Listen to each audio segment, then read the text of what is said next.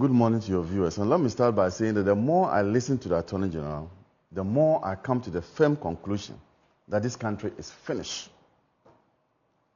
The Attorney General's letter to Iyoko, in my view, is despicable, obnoxious, and ridiculous, to say the least. Why am I saying this? Special prosecutor was seized with some facts, and the special prosecutor started some investigations. Along the line, it transferred the matter to Iyoko. As we speak, Iyoko has its own investigators. You know this.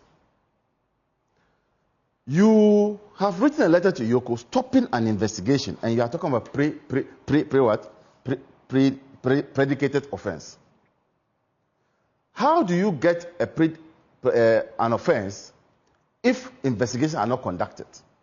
He confirms this morning that Iyoko did its investigation. No, he said Iyoko did a review of the files brought to it by special prosecutor. And it did its investigations. He's confirmed that. Are you saying that Cecilia Dapaah was interrogated by the Iyoko? No.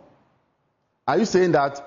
You don't know that for a fact. He's saying Iyoko did investigations, also went into contracts and everything. And but you just said that there's no trace to those contracts as far as the monies are concerned. There's a letter written by the AG said they should stop the investigations. You read the letter going to the Iyoko?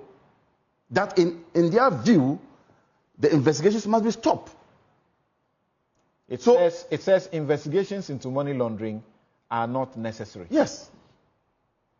So, clearly, you can see, and I agree with the CDD report, a contrived conduct by the Attorney General, Iyoko, to come to this conclusion.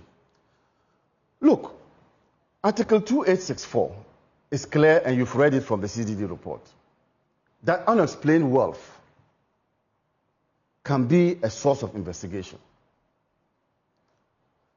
Why would the AG think that because the special prosecutor's report shows that they could not establish some offenses, corruption, but the Iyoko, which is seized with money laundering, which could have done its own investigation and has investigators, were not also allowed to carry on with their own investigation and then come to the conclusion that this matter has ended.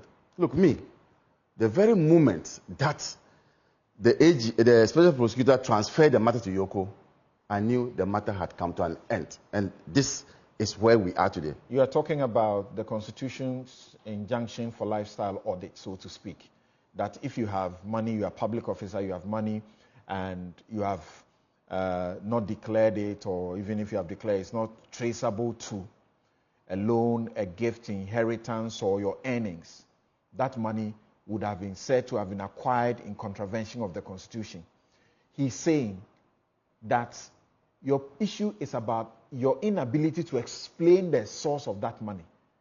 That Iyoko's investigation shows that she has explained the source of that money. And in fact, when the $1 million and the rest matter went to the circuit court,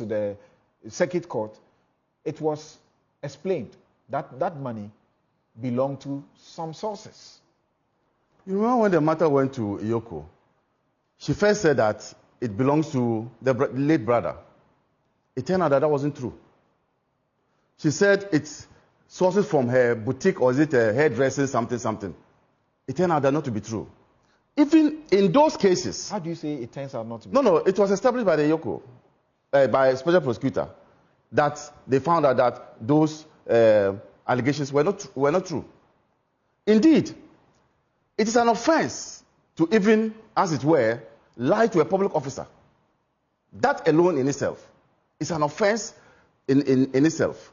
Now, you notice that when the Attorney General indicated that because the special prosecutor failed or could not establish corruption, and for that matter, the case was transferred to Iyoko, and Iyoko also couldn't establish the crime that was committed so as to give rise to money laundering, for me, I felt that was too simplistic, to say the least. That because you could not identify a crime which resulted from, which gave birth to the proceeds, that meant that Iyoko had no jurisdiction to, had no right to continue. Shouldn't you rather be asking if Iyoko investigated the claim that, is it 800,000 of the $1 million was funeral donations or something? Shouldn't you rather be asking Iyoko, what investigations did you do that showed that, in fact, this money has been properly explained, that it is money that came from funeral donations? But even the letter written to Iyoko specified that some amounts could not be explained. Did they allow Iyoko to investigate those special amounts? No investigation was done to establish whether those amounts were legally obtained. But you see, I see what is happening as a clear indication of cover-up.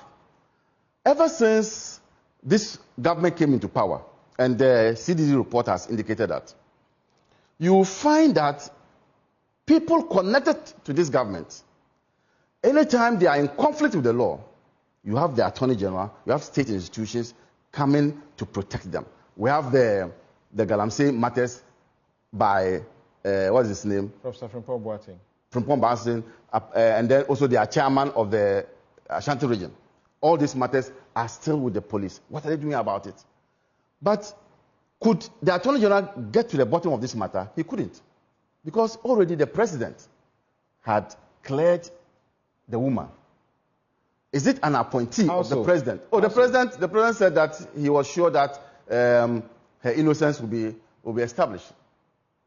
At a point when no investigations were conducted. He would have known the facts that you are getting to know that now that you didn't know. So the president should prejudice the work of state institutions. What would happen if the president waited for the state institutions to finish their investigations, and then he will now say that I knew that this would have been the outcome? Dr. Theo Champong, are you satisfied with